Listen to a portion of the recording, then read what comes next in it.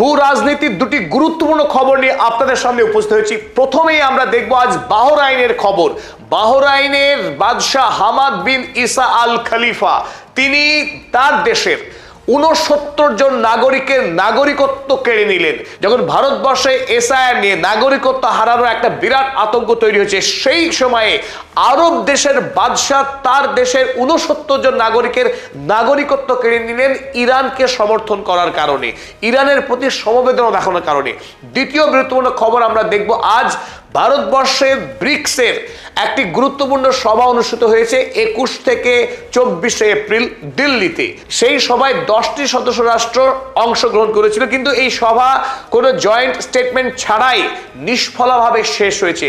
আর এর একমাত্র কারণ ভারতবর্ষের সঙ্গে ইসরায়েল রাষ্ট্রের যে সখ্যতা, কারণ ভারতবর্ষ ইসরায়েল রাষ্ট্রের বিরুদ্ধে কোনো রকম স্টেটমেন্ট দিতে রাজি হয়নি।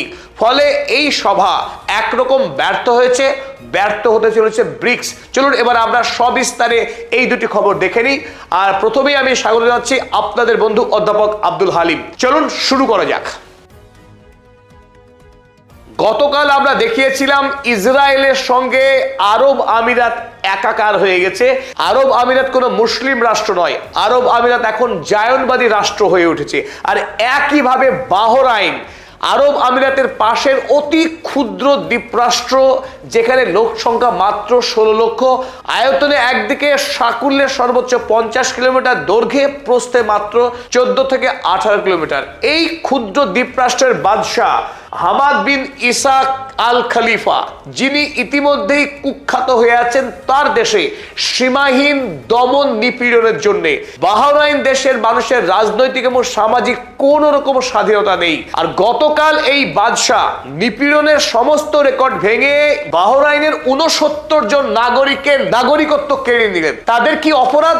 অপরাধ এই, ইরান যখন প্রত্যাঘাত করে মার্কিন ফিফথ ফ্লিটে, যা বাহরাইনের সমুদ্র তীরে অবস্থিত, যে ফিফথ ফ্লিটে আমেরিকার 8 থেকে 9,000 মার্কিন নৌসেনা থাকেন, সেই ফিফথ ফ্লিটে ইরান যুদ্ধের প্রথম দিকে মারাত্মক প্রত্যাঘাত করেছিল জুফাইর শহরের কাছে এই ফিফথ ফ্লিটে।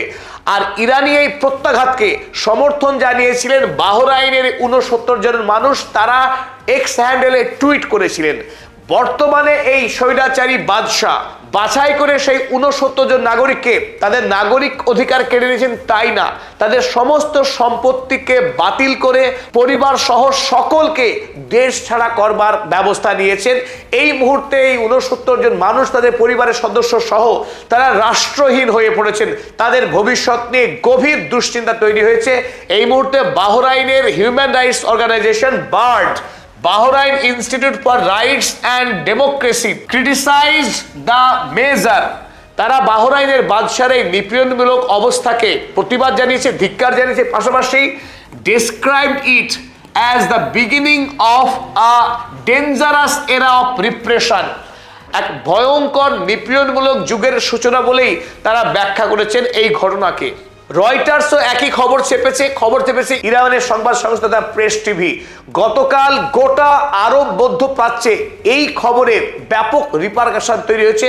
কারণ আমরা জানি আরব দুনিয়াতে বাদশারা যেখানে জায়নবাদী, বাদশারা যখন আমেরিকার পা চাটতে ব্যস্ত, তখন আরব মুলুকের এক বিরাট সংখ্যক মানুষ তারা ইরানের প্রতি সমব্যথী এবং তারা মনে করে আমেরিকা এবং জায়নবাদী ইসরায়েল রাষ্ট্রের আরব বিশ্বে থাকার কোনো অধিকার নেই।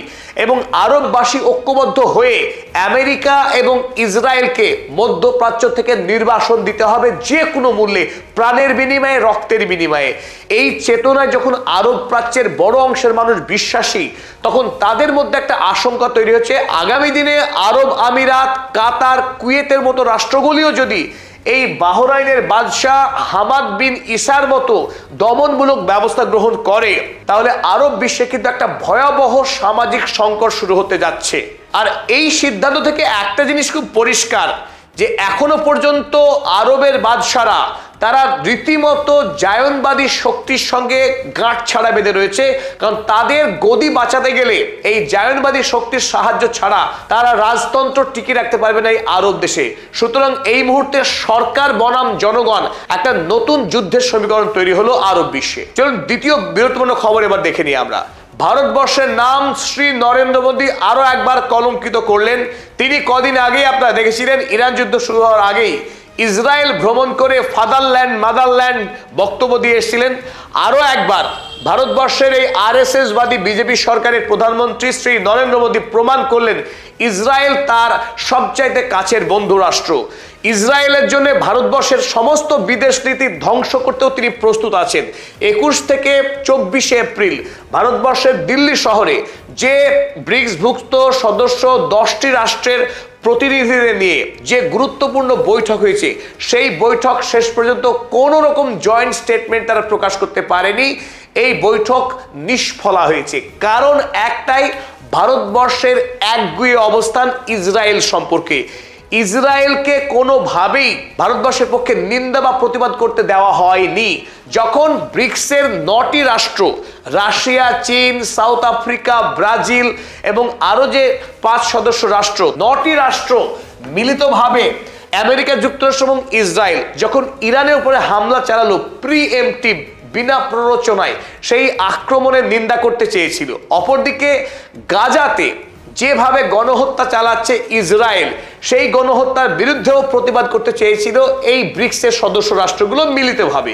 কিন্তু ভারতবর্ষের পক্ষে প্রথমত গাজাতে ইসরায়েল যে সন্ত্রাস চালাচ্ছে তা নাকি কেবলমাত্র হামাসের আক্রমণের প্রতিবাদে, অর্থাৎ Israel has right to defend itself, ইসরায়েলের আত্মরক্ষার অধিকার রয়েছে, এই জন্য তারা গাজাতে ধ্বংস চালাচ্ছে, গণহত্যা চালাচ্ছে, ভারতের অবস্থান। দ্বিতীয়ত, ইসরায়েল যে ইরানের উপরে আক্রমণ চালিয়েছে তার বিরুদ্ধেও ভারতবর্ষের পক্ষে কোনো রকম ভাবেই প্রতিবাদ করতে দেওয়া হয়নি। সুতরাং এই ব্রিক্সের সভা নিষ্ফলা হলো, কোনো জয়েন্ট স্টেটমেন্ট প্রকাশ করতে পারলো না।